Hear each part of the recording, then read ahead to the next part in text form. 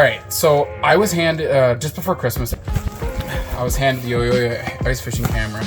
I've been using it over the past like 2 or 3 months now, and I really wanted to get a good handle on how the camera works, give you guys a really good view on how I enjoy using the camera, not just in an unboxing. Everyone has an unboxing. If you want to go see an unboxing, go watch someone else's video.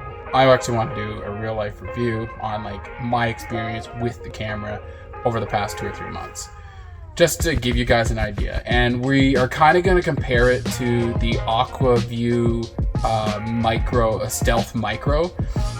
It has like this one comes in at about $200. I think doesn't have recording features, but it comes in at about $200, and the Aqua View, I believe, comes in at about $350 or so. I think there might be a smaller model you can get. Don't quote me on that, but it's they're both very good cameras. I'm gonna go through all the stuff with this, and I'll kind of give you a comparison. My buddy has one, and I was gonna try and borrow it to actually like show you guys the difference between them, but I guess you're just gonna have to take my word on it. You've been around fishing with him with that camera for the past year or so. So I got a good handle on how that camera works, and I'll kind of compare the two, and for a good entry-level kind of underwater camera, is this going to be worth your money? I think so. I'll let you decide as I go through all the features. So first things first, when you open it, it comes with this charger, which plugs into here. They have upgraded the battery, which is really nice. It is a lithium battery. I don't know if the other ones before this were lithium, but it's a lithium battery, so it should last a long time. You don't have to worry about lead acid where it's going to lose its value over time. Like, it's going to take a lot of charges before this thing actually craps the bed, which is nice. Lithium is definitely a big improvement from lead acid. Quite simple. I have it in this bag over here. Also comes with a little cover if you're fishing outside, which I'm not today because it's a little easier to film out of the sun as it is in the sun. So this goes on here. I'll just show you how I found it easy enough to put it on. It's supposed to you're supposed to be able to kind of slide it in here like so. But I didn't find that worked very well for me. So what I did in order to get it to work is I pop this out, 2 little buttons here. She just should come out fairly easy. It's a nice little camera. You can even take this out to look at it. This is a 7 inch or 7.5. I believe it's a 7-inch monitor, which is nice. Which, if you compare this to the Aqua View, I think the Aqua View one has like a 4.5. So already off the hop, you are getting a bigger monitor, which is really nice to look at. To put this on, all I did was kind of put it in here like so, like that, and then you kind of fit this thing back in there, and just like that, there you go. Now you have the sun visor, which is extremely handy if you were using it outside. Next, you're gonna put this in here. You got your camera, you got your power, they have it all colored. You have your LED, which we'll talk about that in a sec. The video one, power LED, yeah, okay, here we go. So just plug the camera in right here. You got the power right here, and then there's the 12 volt right here. And then, as you can see here, we have the camera, and it's trying to get the GoPro here if I can. You can see like the quality of the picture is it's good. It's I think it's a 720p. Now The one thing I will say you really should get with this camera that makes it a lot nicer to use would be one of these, the Aqua View Ice Pod. It originally comes with a rubber ball that sits in here, and you just fold it out like that. It goes over top of your hole like so, and you feed it through here, you feed it through here, the camera goes through here, and you can set your camera and you can turn it.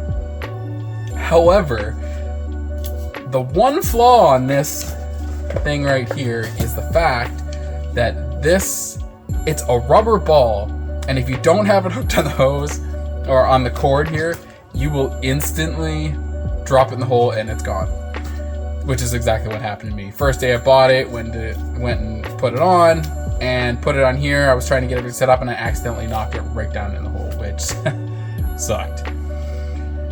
So what I did was I got this. This is one of those practice golf balls that are foam. And all I did was I cut a little slit like the other one had in there, like so. And all you do is you slide it over the top of this, like so. Hopefully the wind doesn't pick up today because I don't have the thing anchored. And you now officially can sit it in here and turn it like the original was. Which is super handy, and if it happens to fall in the water, it floats. So maybe pick up some one of these, because if you drop that rubber piece that comes with this pod, it definitely sucks. So having this is really nice. It's probably, I would say, almost a must-have. This is 20-something bucks, so it's not like you have to, oh my god, you gotta buy this and that. Either camera doesn't come with this anyway. This is probably a must-have. You can buy the electric ones, but honestly, like, this works just fine, and it's not battery powered, so it's one less thing to worry about. How do we like to position the camera? So if you, I took these, there are these white clips that you can hook to stuff to position the camera in the right way. This is hooks on the rod, the little metal pieces, which I don't use anyway, so that doesn't matter. But I have these, I've been using one of these, and what I did with it, I'm not sure if it's right, but just what I did. And it's nice because you can take it, you can clip it off, clip it back on. And so I like to position the camera like this. I can put it above where I'm fishing. So I have two holes right here and here. And I position it on one of the holes facing down at my bait, so that, or my lure, so it's not right at the same level as the fish, and then the fish gets, sees it. Hopefully, if they're sitting on the bottom, the idea is they see the bait first, and I'm up above it looking at it, and I can watch them hook it. So far, it's been good, it works. There is one other way that I haven't tried too much that I've heard people talk about, and that is facing it the other way, which I tried and I didn't really like. If you go and you put it so that we're on this, I'm trying to do this video as fast as I can so I can get back to fishing. It will sit more level, and actually it kind of sits at a bit of an angle, so you can kind of put it lower and then it kind of looks up at your bait. I haven't really liked that too much because you get lots of fish coming to look at your camera, but I kind of I want to see my bait getting hit, which I will show you right now a clip of some perch smacking this bait and some walleye and stuff like that.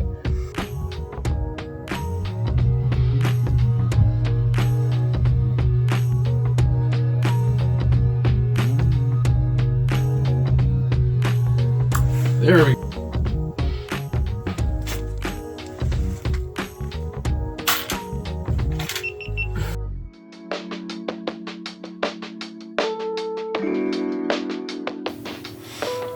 So the one thing I would like to mention about this camera is the LED function.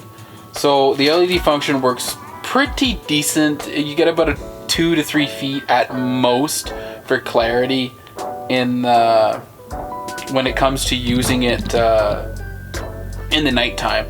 So I used it a bit, and I mean either one, even the Aquaview, the clarity is not that great.